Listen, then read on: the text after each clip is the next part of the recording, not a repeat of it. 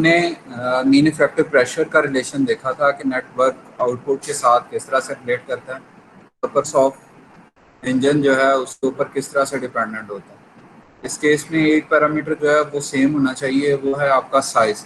अगर आपने दो डिफरेंट इंजन्स के आउटपुट नेटवर्क आउटपुट को कंपेयर करना है तो ये जो इंजन का साइज है V maximum minus V minimum that is equal to swept volume और डिस्प्लेसमेंट वॉल्यूम।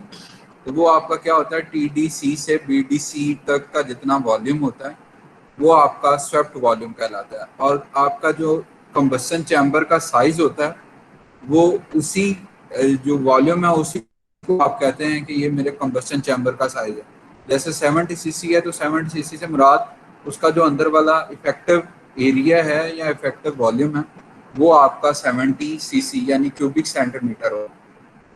ठीक है जी। तो जब आप मीन इफेक्टिव प्रेशर्स को कंपेयर करें डिफरेंट इंजन्स के, तो जिसका मीन इफेक्टिव प्रेशर ज़्यादा होगा वो ज़्यादा परफॉर्मेंस उसकी अच्छी होगी, लेकिन सेम साइज हो, दोनों इंजन्स का साइज सेम हो।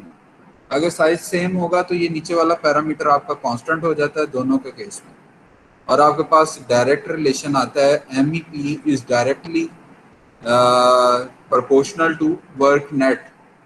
आपके पास जो नेट आउटपुट वर्क आ रहा है उसके साथ उसका डायरेक्ट रिलेशन आएगा, लेकिन आपके पास अगर ये कांस्टेंट होगा। ठीक है जी। उसके बाद आपके पास दो तरह की इग्निशन के थ्रू इंजन होते हैं। एक स्पार्क इग्निशन इंजन होते हैं जिसमें आप स्पार्किंग के थ्रू जो है वो इग्नाइट करते हैं फ्यूल को, और एक जो है वो कंप्रेशन इग्निशन इंजन है। कंप्रेशन इग्निशन इंजन में कंप्रेशन के थ्रू आप एयर का टेम्परेचर और प्रेशर बढ़ाते हैं और फिर उस एयर के अंदर फ्यूल इंजेक्ट करवाते हैं और उसकी बर्निंग स्टार्ट हो जाती है। स्पार्क इग्निशन में आप जो है वो एयर और फ्यूल के मिक्सचर को कंप्रेस करते हैं और उसको स्पार्क के प्लग के थ्रू आप जो है वो इग्नाइट करके उसकी बर्निंग करवाते हैं। सबसे पहला जो साइकिल है हमारा एसआई इंजन का वो है जी Otto cycle, ideal cycle for SI engine है। ये आइडियल साइकिल ट्रीट होता है स्पार्क इग्निशन इंजन के लिए। ये 4 स्ट्रोक है। जब 4 स्ट्रोक का मतलब यह है कि दो मैकेनिकल साइकिल्स होंगे। दो मैकेनिकल साइकिल से मुराद क्या होता है, अगर आपकी क्रैंकशाफ्ट 2 दफ़ा रोटेट कर रही है तो ये आपके दो मैकेनिकल साइकिल है। इसमें आपकी क्रैंक जो है वो 2 दफ़ा रोटेट करे तो आपके पास एक साइकिल कंप्लीट होगा, यानी आपके पास 4 स्ट्रोक्स होंगे। एक स्ट्रोक के ऊपर आपकी क्रैंक जो है वो 1/2 मूव करती है, यानी 180 डिग्री मूव करती है।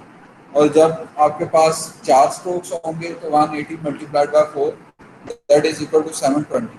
720 को जब आप 360 डिग्री करेंगे तो आपके पास दो रेवोल्यूशन आती हैं। तो इस लिहाज से इसमें दो मैकेनिकल साइकिल होते हैं। 4 स्ट्रोक्स हैं लेकिन दो मैकेनिकल साइकिल हैं। और वो दो मैकेनिकल साइकिल क्यों हैं, क्योंकि इसमें दो रेवोल्यूशन होती हैं क्रैंकशाफ्ट की। तो क्रैंकशाफ्ट की जो रेवोल्यूशन है वो एसोसिएट होती है आपके मैकेनिकल साइकिल के साथ। और जो इसका केमिकल साइकिल है वो ऑटो साइकिल है, वो 4 प्रोसेसेस से मिलके बनता है।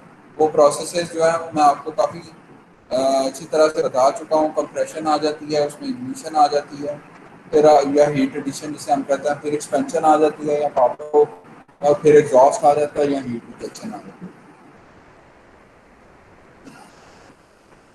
वो आपका केमिकल साइकिल है। तो ऑटो साइकिल इन सारी चीज़ों को कवर कर रहा होगा, आपका मैकेनिकल साइकिल को भी और केमिकल साइकिल को भी। जब हमारे पास पहला स्ट्रोक है तो इसको आप कंप्रेशन स्ट्रोक जो है वो ज्यूम कर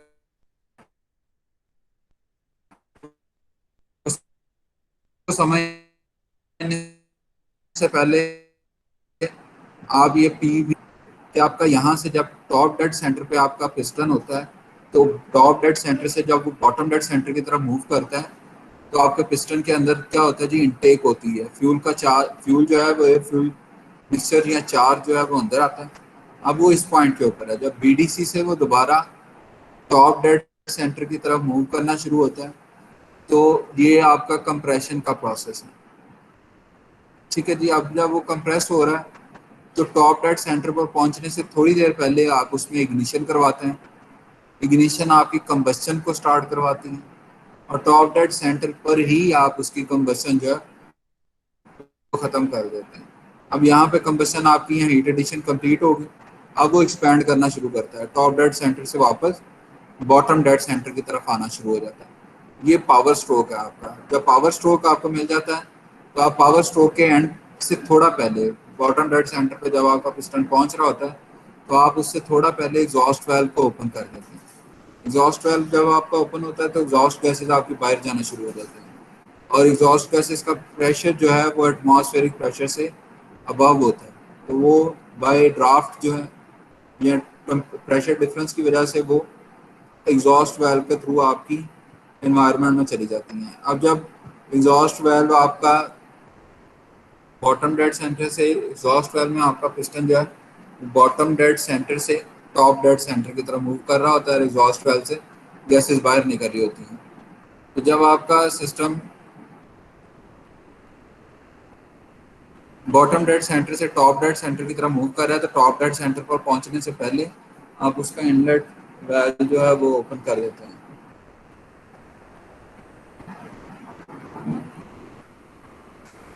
इनलेट वाल्व आप ओपन कर देते हैं और इंडक्शन स्ट्रोक स्टार्ट हो जाता है, चार्ज की इंडक्शन स्टार्ट हो जाती है। इंडक्शन जो है वो आपका एटमॉस्फेरिक प्रेशर से नीचे प्रेशर है। ये याद रखिएगा, अगर आपको प्लॉट करने के लिए डायग्राम आए तो आपने इस चीज़ का ज़रूर ख्याल रखना है कि आपका एग्जॉस्ट स्ट्रोक है वो एटमॉस्फेरिक प्रेशर से अबव हो और आपका जो इनटेक स्ट्रोक है वो एटमॉस्फेरिक प्रेशर से बिलो हो। इसकी वजह यह है कि जब टॉप डेड सेंटर से बॉटम डेड सेंटर की तरफ आपका पिस्टन मूव करता है तो अंदर जो है वो वैक्यूम, या मैंने आपको बताया था अंदर जो है वो आपका प्रेशर ड्रॉप होता है, जिसकी वजह से आपके पास फ्रेश चार्ज जो है वो आता है। तो इनटेक का जो प्रेशर है वो कम है as compare to atmospheric pressure, और एग्जॉस्ट का जो प्रेशर है वो ज़्यादा है as compare to atmospheric pressure.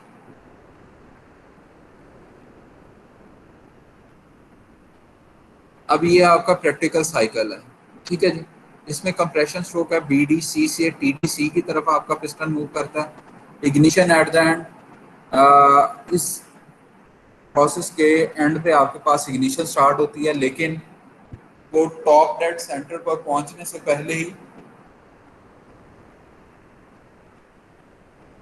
आप उसकी इग्निशन जो है उसको स्टार्ट करवा देते हैं ताकि फ्यूल की जो बर्निंग है वो प्रॉपर हो सके और ज़्यादा से ज़्यादा आपके पास बर्न फ्यूल हो। इम्प्रॉपर बर्निंग जो है वो मैंने आपको उस दिन बताया था कि नॉकिंग क्रिएट करती है। तो इम्प्रॉपर बर्निंग जो है उसको अप्रिशिएट नहीं किया जाता। अप्रिशिएट आप प्रॉपर बर्निंग को करते हैं और प्रॉपर बर्निंग स्टार्ट करवाने की वजह से आप टॉप डेड सेंटर पर पहुंचने से पहले ही उसकी इग्निशन स्टार्ट करवा देते हैं ताकि आपके पास टाइम ज़्यादा हो फ्यूल को इग्नाइट करने के लिए। जब आप इग्निशन करवाते हैं तो इग्निशन के नतीजे में क्या होता है कि इग्निशन के नतीजे में आपके पास टेम्परेचर और प्रेशर दोनों बढ़ जाते हैं, यानी आपके पास रिजल्टेंटली जो गैसेस बनती हैं वो high temperature high pressure gases होती हैं। अब आप टॉप डेड सेंटर पे हैं तो जब इग्नाइट होना शुरू हो जाता है, इग्निशन हो जाती है, कंबशन होना शुरू हो जाती है, तो आपको पावर स्ट्रोक और एक्सपेंशन मिलती है। एक्सपेंशन और पावर स्ट्रोक में क्या होता है, टॉप डेड सेंटर से आपका बॉटम डेड सेंटर की तरफ आपका पिस्टन मूव करता है। प्रेशर जो है वो गैसेस का वो आपके पिस्टन को फोर्स डाउन करता है जो हाई प्रेशर होता है, क्योंकि कंबशन के नतीजे में मैंने आपको बताया कि आपका प्रेशर और टेम्परेचर दोनों बढ़ जाते हैं। तो जो बढ़ा हुआ है या हाई प्रेशर है,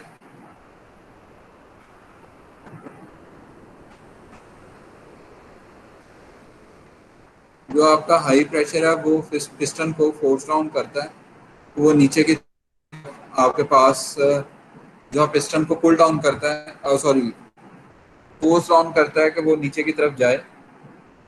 इस स्ट्रोक को आप पावर स्ट्रोक कहते हैं। At the end of power stroke और at the end of expansion stroke we open the exhaust valve. Exhaust valve जब आपका ओपन होता है तो आपकी जो बर्न गैसेज हैं वो बाहर निकलना शुरू हो जाती है, ठीक है जी। तो ये आपका एक्सपेंशन और पावर स्ट्रोक है। उसके बाद आपका पिस्टन जब बॉटम डेड सेंटर से टॉप डेड सेंटर की मूव करता है तो आपके पास एग्जॉस्ट स्ट्रोक जो है वो इम्प्लीमेंटेड होता है। BDC से TDC की तरफ इसकी मूवमेंट होती है। प्रेशराइज्ड एग्जॉस्ट गैसेज जो हैं वो ब्लो आउट होती हैं सिस्टम में से, सिलेंडर में से। ठीक है जी। उसके बाद जब आपका टॉप डेड सेंटर पे पहुंच जाता है तो आपके पास अगेन इंडक्शन स्ट्रोक या इनटेक स्ट्रोक जो है वो आपका स्टार्ट होता है। इंडक्शन और इनटेक स्ट्रोक में आपका टॉप डेड सेंटर से बॉटम डेड सेंटर की तरफ आपका पिस्टन मूव करता है और फ्रेश चार्ज जो है वो इनटेक होता है। Internal pressure is lower than atmospheric pressure. इस केस में आपके पास इंटरनल प्रेशर जो होता है वो लोअर होता है as compare to exhaust stroke और ये बाकी के जितने भी प्रोसेसेस हैं आपके पूरे के पूरे साइकिल में, उनमें सबसे कम प्रेशर आपका इनटेक स्ट्रोक पे होता है। आइडियल ऑटो साइकिल प्रोसेसेस अगर देखें, आइडियल ऑटो साइकिल ये आपका प्रैक्टिकल ऑटो साइकिल था, ये जो हमने ऊपर डिस्कस किए हैं। इसको आइडियल में कन्वर्ट करने के लिए हम क्या करते हैं, एक ही लाइन के ऊपर आप शो करते हैं एग्जॉस्ट और इनलेट। ये आइडियल कंडीशन है क्योंकि आपका इन्वायरमेंट जो है उसका प्रेशर सेम होता है। तो ये इन्वायरमेंट के लिहाज से आप उसको जब रिवर्सिबल बना, मैंने आपको बताया था कि एक्सटर्नल रिवर्सिबिलिटी और इंटरनल रिवर्सिबिलिटी क्या है। तो जब आपने साइकिल को रिवर्सिबल बनाना है, एक्सटर्नल रिवर्सिबल बनाना है, तो उस वक्त आप पूरे के पूरे इन्वायरमेंट को देख रहे होंगे, सराउंडिंग को कंसिडर कर रहे हैं। तो सराउंडिंग को अगर आप कंसिडर कर रहे हैं तो 0 से 1 आपका इंडक्शन है और 1 से 0 आपका क्या होगा जी, एग्जॉस्ट होगा बर्न गैसेस का। अब जब आप 1 पॉइंट पर पहुंच जाते हैं तो उसके बाद कंप्रेशन स्टार्ट होती है। कंप्रेशन के रिजल्ट में आपका प्रेशर जो है वो बढ़ता है और वॉल्यूम कम होता है। 1 से 2 आपके पास कंप्रेशन है, इसको रिवर्सिबल एडियाबैटिक कंप्रेशन कह लें या आइजेंट्रोपिक कंप्रेशन कह लें। 2 से 3 आप हीट ऐड करते हैं जिसको हम इग्निशन कहते हैं और इस वक्त आप वॉल्यूम कांस्टेंट रहते हैं। ये आइडियल साइकिल की बात कर रहा हूँ। तो आप वॉल्यूम को कांस्टेंट रखते हैं ताकि आपका जब टॉप डेड सेंटर के ऊपर पिस्टन पहुंचे तो वहीं पे आपका सारे का सारा इग्निशन कंप्लीट हो जाए, आप इग्नाइट कर लें, कंबशन आपकी कंप्लीट हो जाए। तो 2 से 3 आपकी हीट एडिशन है, इसके रिजल्ट में आपका प्रेशर भी बढ़ता है और टेम्परेचर भी बढ़ता है। 3 से 4 जो है वो आइजेंट्रोपिक एक्सपेंशन है। इसमें जब आपके पास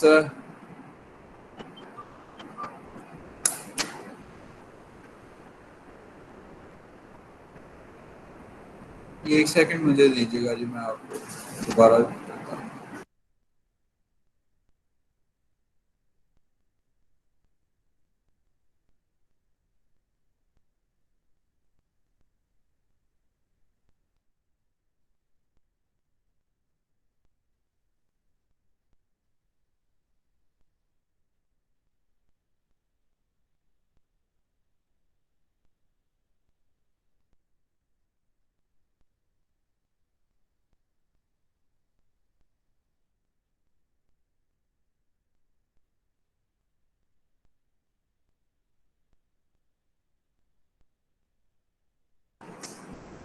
सॉरी। अच्छा, तो हम थे 3 से 4 आपकी आइजेंट्रोपिक एक्सपेंशन है। एक्सपेंशन के नतीजे में आपको पावर स्ट्रोक मिलता है और पावर स्ट्रोक जो है उसके थ्रू ही आपका जो साइकिल है वो सारे का सारा ऑपरेट होगा।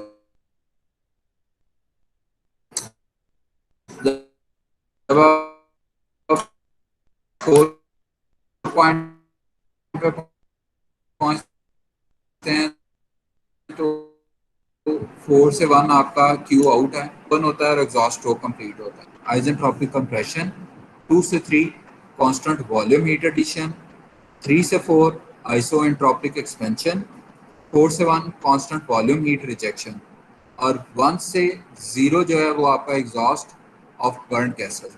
ये इसकी पीवी डायग्राम है और इसको लिंक किया हुआ है, लेकिन ये 0 to 1 जो प्रोसेस है इसको यहाँ कंसिडर कीजिए टॉप ऑफ द लिस्ट। ठीक है जी, 0 से 1 इनटेक का जो स्ट्रोक। अब इसमें एक चीज़ और है कि कांस्टेंट वॉल्यूम और कांस्टेंट प्रेशर ये दो साइकिल्स के नाम हैं। आपका ये वाला जो साइकिल है ये कांस्टेंट वॉल्यूम साइकिल है। किस तरह से, अगर आपकी हीट ऐड और रिजेक्ट कांस्टेंट वॉल्यूम्स के ऊपर हो रही है तो आपका जो साइकिल है वो कांस्टेंट वॉल्यूम साइकिल है। अगर आपकी हीट रिजेक्शन और एडिशन जो है वो कांस्टेंट प्रेशर के ऊपर हो रही है तो ये आपका कांस्टेंट प्रेशर का साइकिल है। वो आगे आएगा।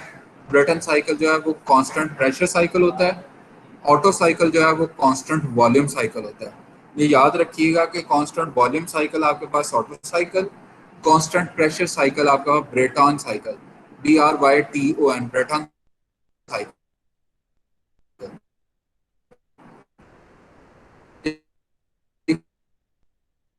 गैस टरबाइन का जो आपके पास कंप्रेशन हो रही है, आपका टेम्परेचर बढ़ेगा, लेकिन आइसोएंट्रोपिक है तो एंट्रोपी दोनों में कांस्टेंट रहेगी। 2 से 3 जो है ये आपकी हीट एडिशन है। तो इस केस में आपके पास जब आप हीट ऐड करेंगे सिस्टम में, तो Q delta Q is equal to delta T over delta S। तो आपके पास रिजल्टेंटली यानी ये स्लोप जो है ये आपको Q दे रही होती है। तो रिजल्टेंटली आपके पास टेम्परेचर भी बढ़ रहा होगा और एंट्रोपी भी बढ़ रही होगी, ये Q इन।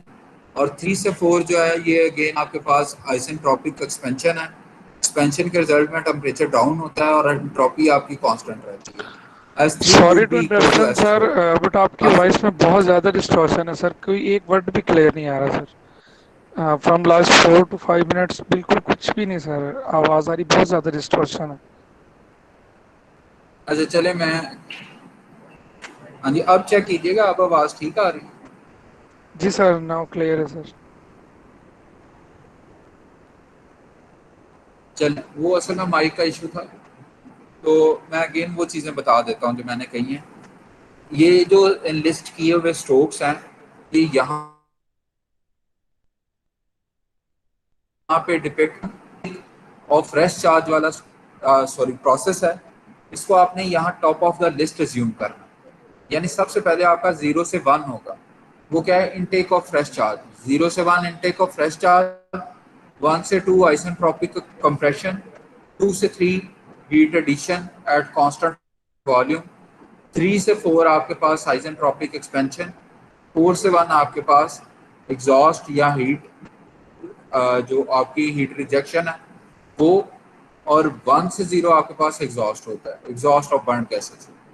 ठीक है, ये इसका ऑर्डर है।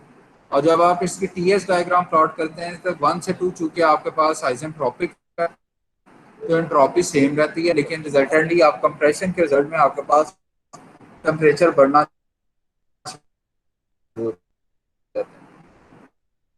अब पॉइंट 2 से 3 जो है वो आप हीट ऐड कर रहे हैं। हीट ऐड जो है इंक्रीज करेंगे आपका टेम्परेचर और एंट्रोपी, और रिजल्टेंटली आपके पास पॉइंट 3 अचीव हो जाता है। यहाँ पे आपने हीट को ऐड किया। 3 से 4 जो है वो आपके पास आइसेंट्रोपिक एक्सपेंशन जो है वो 3 से 4 है, और इसमें एंट्रोपी आपकी कांस्टेंट रहती है, लेकिन एक्सपेंशन की वजह से आपका टेम्परेचर जो है वो डाउन हो जाता है। ठीक है जी। तो 4 से 1 अगेन आपका क्यू आउट है, जिससे हमें आप हीट रिजेक्ट कर पाते हैं सिस्टम। तो 4 से 1 में अगेन आपके पास डायग्राम पहले वाली थी पी वी डायग्राम। टी से मुराद टेम्परेचर, एस से मुराद एंट्रोपी, टी से मुराद प्रेशर और वी से मुराद वॉल्यूम। ये वी इस डायग्राम का लिखा हुआ। ठीक है जी। अब अगर हम डब्ल्यू आउट की बात करें तो 0 से 1 और 1 से 0 यानी ये वाले जो प्रोसेसेस हैं, ये यहाँ पे मतलब जो एक्चुअल साइकिल आप कहीं पे भी देखेंगे तो ये प्रोसेसेस, ये 1 से 2, 2 से 2, 3, 3 से 4 और 4 से 1 ये शो किया होता है, 0 से 1 शो नहीं किया होता। इसकी वजह यह है कि ये दोनों एक दूसरे के जो वर्क है उसको इक्वेट कर देते हैं और दोनों की डायरेक्शन डिफरेंट है, अपोजिट है। तो इस वजह से इनको आप खत्म कर सकते हैं, यानी पी नॉट आपके पास वही रहता है, जो प्रेशर यहाँ पे है वो वही रहेगा। दूसरी जो प्रेशर वॉल्यूम वर्क में होती है वो वॉल्यूम की टेक्नोलॉजी होती है। तो एक दफ़ा अगर फाइनल पोजीशन ये लें, दूसरी दफ़ा फाइनल पोजीशन ये आएगी, तो रिजल्टेंटली आपके पास सिर्फ क्या होगा कि दोनों में नेगेटिव का साइन आएगा, और जब आप एडअप करेंगे साइक्लिक वर्क को तो ये दोनों एक दूसरे के साथ कैंसिल आउट होने के बाद आपके पास जो है वो सिर्फ इन दो प्रोसेसेस का 0 से 1 और 1 से 0 नेटवर्क जो है वो 0 हो जाए। ठीक है जी। तो इसलिए इनको काउंट नहीं किया जाता 1 2 3 4 1, ये वाला साइकिल यूजली शो किया जाता है। उसकी रीजन ये है। अब अगर एनर्जी बैलेंसेस की बात करें तो energy balances for any of the processes on unit mass, जब आप यूनिट मास की एनर्जी बैलेंसेस की बात करते हैं तो उसमें आपकी जब आप निगलेक्ट कर देते हैं काइनेटिक और पोटेंशियल एनर्जी को, तो आपके पास नेट जो थर्मोडायनेमिक एनर्जी इक्विलिब्रियम बनता है उसमें आपके पास हीट और वर्क और इंटरनल एनर्जी ये रिलेशंस होते हैं। इसको बहुत अच्छे तरीके से थर्मो 1 की वीडियोस में एक्सप्लेन किया गया है, ये लेक्चर्स में प्रॉपर गिवन है। अगर किसी को एनर्जी बैलेंसेस की अभी भी समझ नहीं है तो वो लेक्चर्स को ज़रूर सुन ले, उससे आपको काफ़ी चीज़ें क्लियर हो जाएंगी। तो जब आप हीट के बैलेंसेस करें तो Q in minus Q out plus work in minus work out is equal to delta U. Delta U is your internal energy. Heat transfer to and from the working fluid can be expressed as Q in is equal to U3 minus U2. क्यों? क्योंकि आपके पास heat जो add हो रही है वो 2 से 3 process में हो रही है और हीट जो रिजेक्ट हो रही है वो 4 से 1 प्रोसेस में हो रही है. तो इसीलिए से इसको यहाँ पे लिखा हुआ है कि आपके पास क्यू एन जो है that is equal to internal energy at 3 minus internal energy at point 2. तो ये इक्वल होती है C V T three minus T two. आपके पास जो specific heat at constant volume होता है उसको आप टेम्परेचर के साथ मल्टीप्लाई करें, टेम्परेचर डिफरेंस के साथ, तो आपके पास क्यू इन आ जाएगी. इस तरह क्यू आउट निकालना चाहें तो Q out minus one out लिख दिया इसके साथ, इसलिए आपने जो नेगेटिव साइन है उसको कंपनसेट कर दिया इसने. Q out is equal to U4 minus U1. In actual ये U1 माइनस U4 होगी, लेकिन माइनस जब आप कॉमन ले लेंगे तो वो Q आउट बना देगा और रिजल्टेंटली आपके पास U4 माइनस U1. सेम इसी तरह से इसको भी CV की टर्म्स में लिख लिया हमने. अब अगर इतना थर्मल ऑटो की बात करें, ऑटो इंजन की थर्मल एफिशिएंसी की बात करें तो W आउट या नेटवर्क आउटपुट माइनस QN जितनी हीट आप सप्लाई कर रहे हैं, तो उसी को रीअरेंज करें. जब आप कार्नेट की वो लिखी थी हमने 1 minus Q out divided by Q in थी, यहाँ पे आपने टेम्परेचर्स की ये वैल्यूज पुट कर दी. सी वी के साथ खत्म हो जाएगा. रिजल्टेंटली आपके पास T4 minus T1 divided by T3 minus T2 आ जाएगा. इसमें से T1 अगर कॉमन ले लें, T1 अगर आप कॉमन निकालते हैं तो T4 by T1 minus one, और यहाँ पे आ जाता है जी T3 divided by T2 minus one. Processes 1, 2 and 3, 4 are isentropic and volume V2 is equal to V3 and V4 is equal to V1. ठीक है जी. ये जो पिछला साइकिल है इसमें अगर हम देखें तो मेरे पास ये वॉल्यूम जो है 3 के ऊपर और 1 के ऊपर और 4 के ऊपर ये दोनों इक्वल हैं और 2 और 3 के ऊपर इक्वल, और एंट्रोपीज जो है वो 1 और 2 की इक्वल है और 3 और 4 की इक्वल. ठीक है जी. अब अगर देखें आइडियाबैटिक प्रोसेस जो होता है उसको रिलेशन लिखें तो T1 over T2 that is equal to, ये भी थर्मो वन के रिलेशन है, T1 over T2 is equal to V2 over V1 raise to power K minus one. ठीक है जी. इसको V2 जो है that is equal to V3 and V1 is equal to V4. तो इसको मैं V3 बाय V4 भी लिख सकता हूँ और आपकी पावर जो है वो वैसे की वैसी K माइनस वन रहेगी. या फिर अगर इस तरह से लिखें तो इसी को आप कन्वर्ट कर सकते हैं कि ये T4 ओवर T3 के इक्वल है. कैसे? ये जो रिलेशन होता है एडियाबैटिक रिलेशन, जब आप लिखते हैं टेम्परेचर और वॉल्यूम का, तो ये लॉज वही हैं जो चार्ल्स लॉ होता है, बॉयल्स लॉ होता है, उसी के थ्रू कैरी किया हुआ है इसको एडियाबैटिक प्रोसेस के लिए. ठीक है जी. तो T1 ओवर T2 और दूसरी साइड पे आपका जो है वो V2 ओवर V1 है. तो अगर यहाँ पे V3 ओवर V4 है तो यहाँ पे क्या आएगा T4 ओवर T3. उसी सिमेट्री के लिहाज से मैंने ये T4 ओवर T3 लिखा and volume V4 over V3 is equal to V1 over V2 that is equal to RV. जो आपके पास कंप्रेशन रेशो होती है वो क्या होती है जी? आपके पास मैक्सिमम वॉल्यूम और मिनिमम वॉल्यूम की रेशो होती है. तो V1 ओवर V2 या फिर V4 ओवर V3, तो ये V के इक्वल है और K आपको पता है कि CP ओवर CB के इक्वल होता है. CP और CB के इक्वल होता है और RV जो है वो आपकी कंप्रेशन रेशियो है जो पिछले लेक्चर में डिस्कस की गई थी. मैक्सिमम वैल्यू आपका V1 के ऊपर अचीव हो रहता है या V4 के ऊपर अचीव हो रहता है, और जो मिनिमम वॉल्यूम है वो V2 के ऊपर है या V3 के ऊपर. तो उस तरह से आपने RV लिख लिया. अब जब आप इसमें ये चीज़ें पुट करेंगे तो पुट करने के बाद आपके पास जो रिलेशन बनेगा सिंप्लीफाई करने के बाद वो बनता है 1 minus T1 over T2, 1 minus T1 over T2. T1 over T2 की जगह आप ये वैल्यूज पुट करेंगे V2 over V1 raise to power K minus one. अब V1 over V2 that is equal to RV, तो V2 over V1 is equal to 1 over RV. तो आपने क्या किया 1 over RV raise to power K minus one. ठीक है जी. अब volumes की टर्म्स में या टेम्परेचर्स की टर्म्स में इसको थर्मल क्यों नहीं लिखते? वो इसलिए नहीं लिखते कि टेम्परेचर हर टाइम पे मेजर करना जो है वो पॉसिबल नहीं होता। टेम्परेचर जो है वो हर पॉइंट के ऊपर हर टाइम के ऊपर मेजर करना पॉसिबल नहीं होता। इसलिए आप इस जो एफिशिएंसी है इसको किसी ऐसी टर्म्स में कन्वर्ट करने जा रहे हैं जो कि एक फिक्स्ड रेशो है। वो फिक्स्ड रेशो चेंज नहीं होती।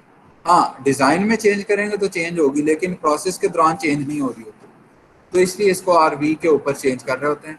इसी तरह सी पी और सी वी जो है ये भी कांस्टेंट है और के भी आपके पास कांस्टेंट आ रहा होता है।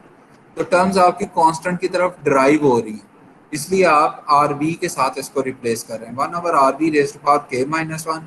वन की पावर जितनी मर्जी हो वन ही रिजल्ट देता है, तो इसलिए ये वन ही रिजल्ट देगा और नीचे आपके पास R B raise to power के माइनस वन आ जाएगा।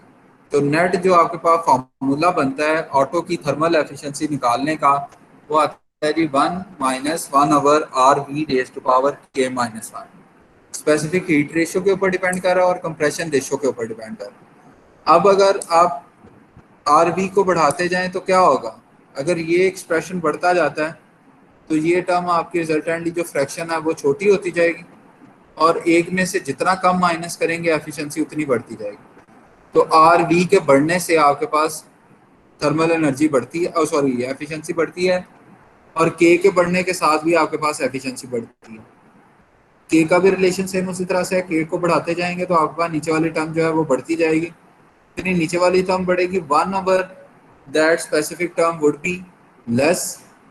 सो क्या होगा आपके पास 1 माइनस, अगर आप कम चीज़ को एक में से माइनस करेंगे तो एफिशिएंसी आपके पास रिजल्टेंटली बढ़ेगी। तो आर वी अगर बढ़ाते जाएंगे तो एफिशिएंसी बढ़ती जाएगी। लेकिन अब क्या होता है कि अगर आप आर वी को इतना ज़्यादा बढ़ा दें कि वो उसमें कंप्रेशन बहुत ज़्यादा हो जाए, तो रिजल्टेंटली आपके पास ऑटो इग्निशन स्टार्ट हो जाती है। वो आपका जो चार्ज है वो खुद ब खुद इग्नाइट होना शुरू हो जाता है। तो जब आपके पास ऑटो इग्निशन होती है तो वो रिजल्टेंटली आपके पास जर्क्स देना शुरू हो जाती है, जिसको नॉक कहते हैं, इंजन नॉक कहते हैं। तो इस नॉक को ख़त्म करने के लिए आप डिफरेंट तरह के मेथड यूज़ करते हैं, जिनमें टेट्राइथाइल लेड की एडिशन थी। ऑक्टेन नंबर को वो बढ़ा देता था। ऑक्टेन नंबर जब बढ़ जाता था तो आपके पास इंजन नॉक जो है वो कम हो जाती थी। सेम इसी तरह से अगर मैं ये इस ग्राफ की बात करूं तो इसमें थर्मल एफिशिएंसी को प्लॉट किया गया है आर बी के इक्वल। सो एक सर्टन लिमिट होगी। बात करने का मकसद ये है कि कंप्रेशन आप एक हद तक कर सकते हैं, उससे ज़्यादा बढ़ाएंगे तो आपके पास ऑटो इग्निशन स्टार्ट हो जाएगा। तो आप बढ़ाते हैं कंप्रेशन की वैल्यू बढ़ाते हैं तो आपके पास फिजिकल रेंज बनती है 8 से 12 की। इसके दौरान आपकी एफिशिएंसी अचीव होती है। इससे ज़्यादा भी एफिशिएंसी ले सकते हैं, लेकिन इस वाले रीजन में आपके पास क्या होता है, ऑटो इग्निशन स्टार्ट हो जाती है। तो यहाँ पे आप ये जो मोस्ट फिजिबल रेंज है ये आपके पास 8 से 12 की कंप्रेशन रेशो होती है, और जो है तो इसका कोई यूनिट नहीं होता। और एफिशिएंसी आपके पास यहाँ पे जो अचीव हो रही होती है वो अप्रॉक्सीमेटली 0.5 0.4 या इसके अराउंड अचीव हो रही होती है। तो डिज़ाइनिंग की लिमिटेशन में आपके पास कंप्रेशन रेशो जो है सिर्फ एक वही लिमिटेशन होती है। इसी के लिहाज से आप इसको डिज़ाइन कर रहे होते हैं ऑटो इग्निशन या स्पार्क इग्निशन इंजन। अब जो है वो ये इतना ही है लेक्चर जो है। अब किसी का कोई क्वेश्चन है तो वो पूछ लें, उसके लिए सेशन ओपन है। और अटेंडेंस कॉल करने की ज़रूरत नहीं है। अगर किसी ने क्वेश्चन नहीं पूछना तो वो इसको लीव कर दें मीटिंग को ना, अटेंडेंस ऑटोमेटिकली जनरेट हो जाती है।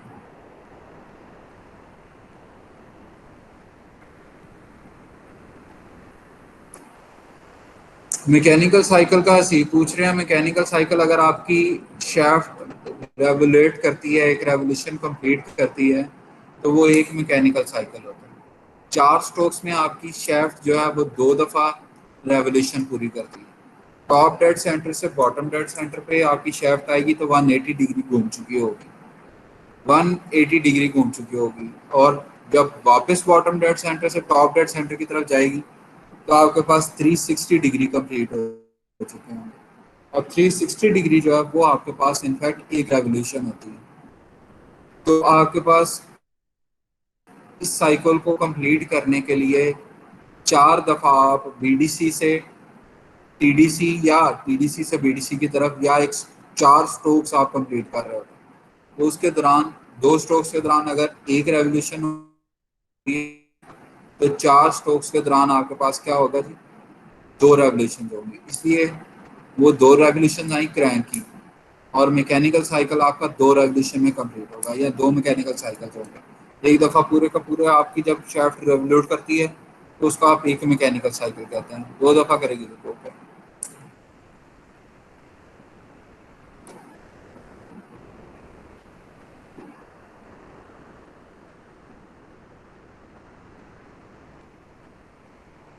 कार्नट इंजन मैंने बताया था कि ये उमर असगर का क्वेश्चन है कि ऑटो जो है वो एसआई के लिए है, और तो कार्नट क्या है? कार्नट प्रैक्टिकल साइकिल नहीं है। एसआई जो है वो प्रैक्टिकल साइकिल है स्पार्क इग्निशन के लिए।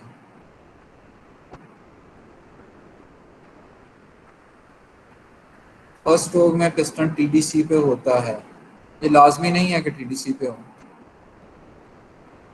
हाँ, ये जो दिखाई गई तस्वीर है उसमें आपके पास स्टार्ट आपने टॉप डेड सेंटर से ही करना है। तस्वीर बनाते हुए, जो प्लॉट करते हुए पीवी डायग्राम को आपने जो है वो टॉप डेड सेंटर से ही करना है।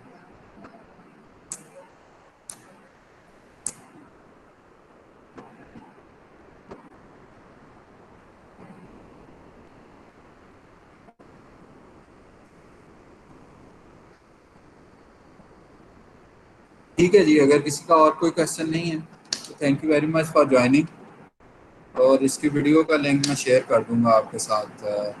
अली, वो फिर दे दीजिएगा। नॉकिंग का मैं पहले बता चुका हूँ कि काफ़ी दफ़ा बता चुका हूँ, दोबारा बता देता हूँ। नॉकिंग इनफैक्ट आपकी ऑटो इग्निशन की वजह से होती है। इग्निशन का जो बेसिक थीम है वो ये है कि जब आपका पिस्टन टॉप डेड सेंटर पे पहुंचे तो तब आप इग्नाइट करवाएं। लेकिन अगर आप कंप्रेशन बढ़ा देंगे तो आपका जो फ्यूल है वो ऑटोमेटिकली अपने तौर पे बर्निंग स्टार्ट कर देता है। उसकी रीज़न ये होती है कि उसका फ्लैश पॉइंट अचीव हो जाता है। तो अगर आपका जो चार्ज है वो ऑटोमेटिकली बर्न होना शुरू हो जाए, तो टॉप डेड सेंटर पर पहुंचने से पहले ही पिस्टन के ऊपर नीचे को फोर्स लगना शुरू हो जाती है, जिसकी वजह से आपकी क्रैंक के ऊपर जर्क्स आते हैं। उन जर्क्स की वजह से एक साउंड प्रोड्यूस होती है जिसको नॉक कहते हैं इंजन का, और ये नॉकिंग है। ठीक है।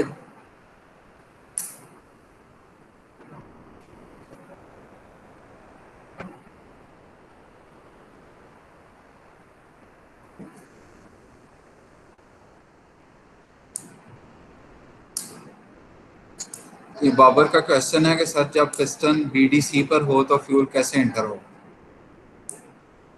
फ्यूल इंटर होना स्टार्ट होता है जब आपका पिस्टन टॉप डेड सेंटर पे हो। जितनी दफ़ा ये जितने तरीके से मैं पढ़ा चुका हूँ, ये क्वेश्चन बड़ा ऑफेंसिव है, क्योंकि मैं बड़े अच्छे तरीके से एक्सप्लेन कर चुका हूँ मॉडल्स के थ्रू। तो अब आपको ये चीज़ क्लियर होनी चाहिए, वरना आपके ना तो क्विज में मार्क्स आएंगे और ना ही आप ग्रेड हासिल कर सकेंगे। अगर आपको स्टिल ये नहीं पता कि induction start top dead centre से जब आपका पिस्टन नीचे ट्रैवल करता है तो आपके पास इंडक्शन स्टार्ट होती है। ठीक है, आप लोग मुझे लग रहा है कि सिर्फ बातें सुन के चले जाते हैं, उनको जाके कभी देखा नहीं है कि ये हमने किया क्या है, आज पढ़ा क्या है। ठीक है, टॉप डेड सेंटर से जब आपका पिस्टन नीचे की तरफ मूव करना शुरू होता है तो तब आपकी इंडक्शन होती है। इनलेट वाल्व आपका ओपन होता है। जब वो बॉटम डेड सेंटर पे पहुंचता है तो इंडक्शन स्ट्रोक खत्म हो जाता है, उसके बाद इंडक्शन नहीं होती। समझ रहे हैं? तो इनको पढ़ें भी साथ। जी, टीडीसी से स्टार्ट हो।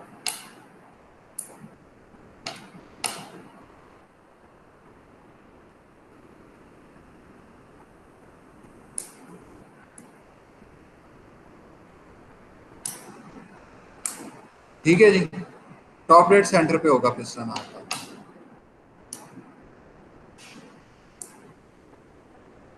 ठीक है जी, अगर किसी का कोई और क्वेश्चन है तो पूछ लें, अदरवाइज जो है वो फिर मीटिंग को लीव करते हैं।